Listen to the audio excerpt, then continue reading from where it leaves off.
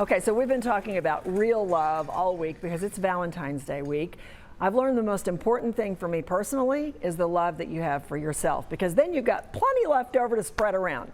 But where do you get it? You cannot buy it at the CVS or Walgreens for that matter. So counselor and life coach Dr. Jada Jackson is here to share steps to unconditional love where you get more than you give. And I really believe that. Good morning. Good so nice morning. To have you Good here. morning. I like that. You get more than you give. Well, yeah, because what I found with unconditional love is that it's extremely empowering. It makes you feel good about yourself, so it builds that self-love. Right. That's exactly what it is. And you don't need anything from anyone else, and therefore you're not constantly seeking for validation and affirmation, and you're not on the pursuit for someone to give you something because you already have it, right? Exactly. So I'm going to give you just a little secret. This is a little trick that I do. If I get my feelings hurt or something like that, put my hand on my heart, put my hand on the other person's imaginary heart, and I say, "This hurt me, but I'm sending you love." So that's I love it.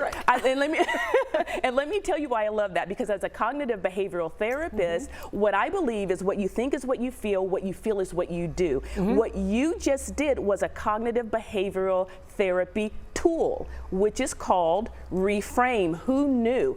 And absolutely, Jane did. So it was a reframe. You were able to look at it and say, hey, this is what I'm feeling, but I'm going to reverse it and reframe it and give it right back to you. I love that. Who knew? Okay, so let's go through a couple of scenarios where you're going to tell us how to love unconditionally. Let's start with someone who has really hurt you in a love relationship, because I think that's where this often comes up. Absolutely. Someone leaves you. Maybe it's a lover, an ex-husband. They leave maybe even an ex-husband for another woman. Yes, and that hurts. That really hurts. And here's the thing with that, Jane, because we don't really understand it in this context, but betrayal is one of the most difficult emotions to overcome. So the only way to address that and deal with it is to, number one, do your work, but number two, the F word. Forgive. I knew that's what you were going to say. Forgive. I was afraid. You were I'm going to say something else. You scared me there. Yeah.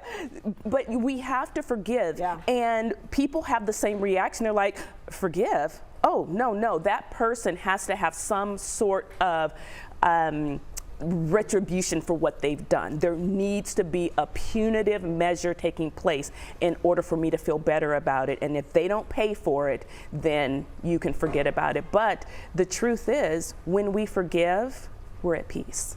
You're exactly right. Okay, let's go to unconditional love for a parent who was absent during your childhood. That's me. I can actually raise my hand on that one. And the I think a lot of people can identify with that. Absolutely. And the pain of abandonment, right? Because really what we start to address is you rejected me, you abandoned me, you don't love me. And that happened to me when I was 10 years old.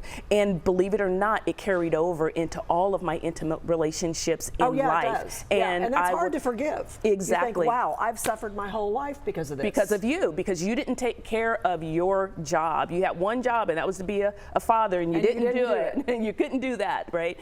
And so one of the things, my dad passed away a year and a half ago. I'm sorry. But one thing that I can definitely say is I'm at peace because I was able to forgive. I was able to say, Dad, I love you. I was able to let go. Absolutely. And it makes all the difference in the world when we take a different approach as opposed to the I can't forgive approach. Okay, I want to say one last thing here.